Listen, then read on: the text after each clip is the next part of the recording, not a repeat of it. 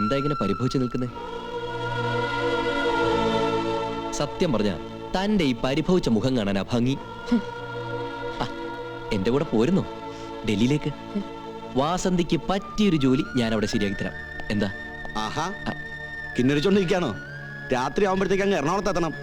Early morning ഫ്ലൈറ്റിന് പോകേണ്ടതാ. ചെല്ല് എല്ലാം പോയി പാക്ക് ചെയ്യ്. ഓക്കെ.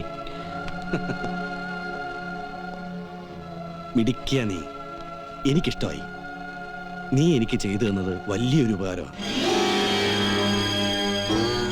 അത് പറഞ്ഞാ നിനക്ക് മനസ്സിലാവില്ല. ദാ ഇത് വെച്ചോ. പോരെങ്കിൽ ചോദിക്കാൻ മടിക്കണ്ട. പിന്നെ ഇവനെ യാത്രയാക്കിയിട്ട് ഞാൻ നാളെ എത്തും. ചെല്ലേ. രാമുവിന്റെ കയ്യിൽ പണം കൊടുക്കണം. കല്യാണത്തിന് ഒരുപാട് ചെലവുള്ളതല്ലേ. അതും ഇതും ആലോചിച്ച് തല പുണ്ണാക്കരുത്. ജീവിക്കാൻ പഠിക്കണം. നടന്നതൊക്കെ ഒരു തമാശയായിട്ട് കൂട്ടിയാൽ മതി. ചെല്ലേ. ആ